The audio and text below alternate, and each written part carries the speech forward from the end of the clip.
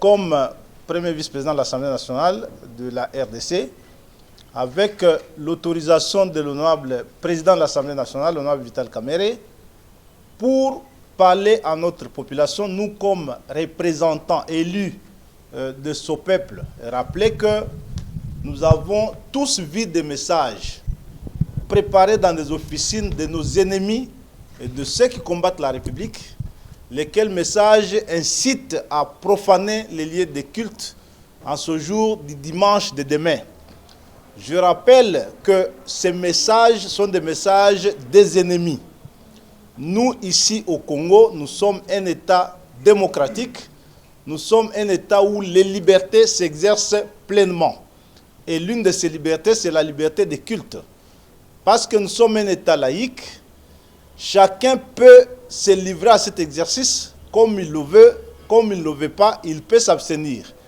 On n'a invité personne dans des églises de force et nous n'avons pas besoin que quelqu'un se lève demain dimanche pour aller perturber la quiétude de ceux qui ont choisi de glorifier leur Dieu.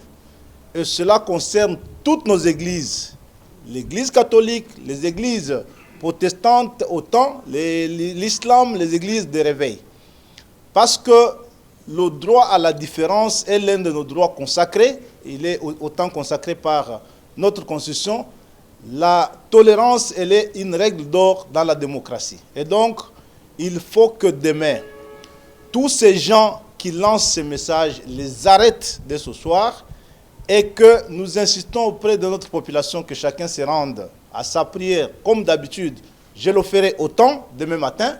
Je vais prier, je vais aller à ma messe du matin et que notre population doit rester vigilante pour que tout celui qui tenterait de perturber la quiétude des lieux de culte soit interpellé, jugé et condamné sévèrement.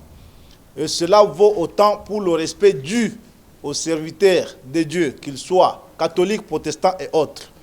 Nous refusons donc d'exprimer nos différences par la violence. Et ce que j'ai dit est aussi la culture de notre président de la République, issu de l'UDPS, ce parti qui reste la seule force représentative de ce pays à ne jamais tenter l'aventure des armes et de la violence pour accéder au pouvoir. Et donc, il n'est pas de notre ADN et de notre culture de recourir à la violence pour exprimer nos différences et nos mécontentements lorsqu'il y en a. Et donc, demain, nous invitons toute notre population à vaguer librement à son activité de piété pour ceux qui le veulent. Et ceux qui ne sont pas de cette culture et de cette nature doivent rester à la maison et que tout le monde soit vigilant pour que toute tentative d'atteinte à la liberté de culte aux prêtres, aux pasteurs soit réprimée sévèrement et que chacun alerte en temps réel les services pour que cela soit fait ainsi.